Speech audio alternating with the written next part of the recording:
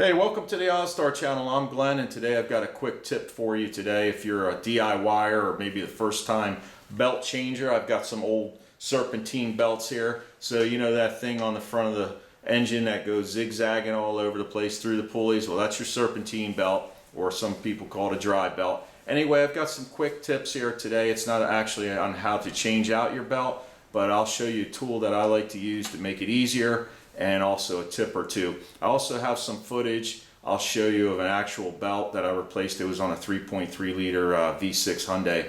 Anyway, it seems, you know, some of them are rather simple. Other ones can be a little tricky just because it's tight sometimes to get your hand down in there to actually take the belt on or off or get the tension off. But what I would like to tell you is the number one tip if you're doing this yourself is to draw a diagram, and I've got one here that was actually on that 3.3.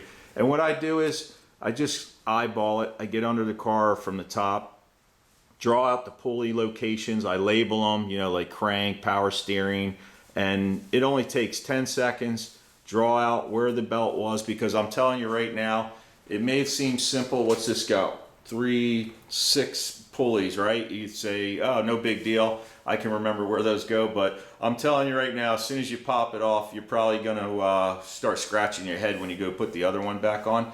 Now, some cars at the top, you know, you open the hood over where their core support is, they have a label somewhere up there with a routing diagram, which is nice, and that can help you out and make things a little bit simpler. But if you don't have it, take 30 seconds, trust me, draw that out, and you can make it pretty simple. These belts, you know, they come in all different sizes. These are some old used ones I have laying around here. So sketching out a belt route makes things a lot easier. I mean, it looks kind of simple here, but as soon as you take this belt off, I guarantee you it'll look confusing when you go to put the other one on if you don't have a belt routing. So let me show you a tool that I like to use to help the job get done a little easier. So what I have here is a Serpentine belt tool. They usually have a handle and a long steel rod, and then there's a, I guess you could call it a socket adapter right there on the end.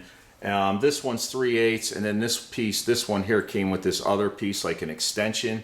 And what you can do is you can actually slip this one. This one's a 1/2 inch up here, but you can slip this on there. You can get all different kinds of angles, because I'm telling you right now, when you're down in there, sometimes it's a little bit tricky to get right where you need it. So then you just take your socket, let's say, what's this, a 16 millimeter, say the tensioner was a 16, and then you would put that on there, crank down on your handle, whether you're up here like this or down below, wherever you got to go, and that'll release the tension for you.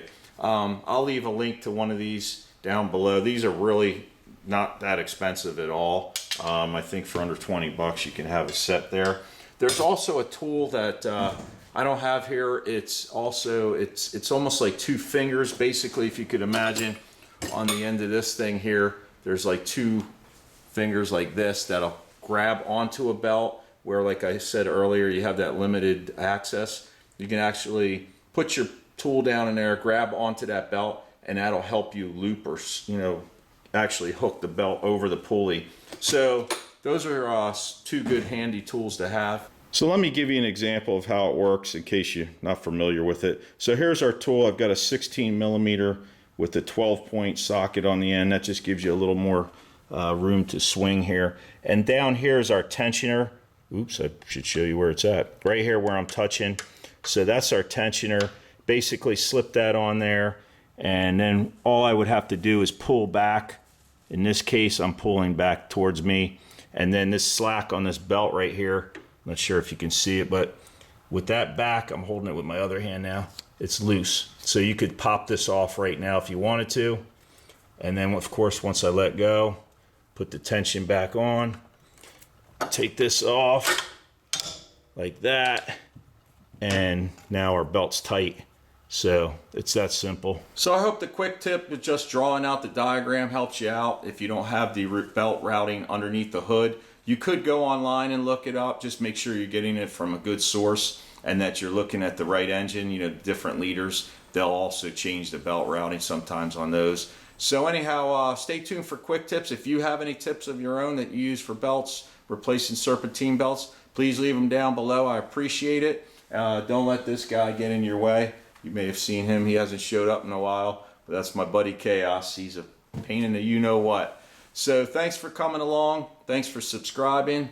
I appreciate it, and I'll see you guys on the next one. Take it easy.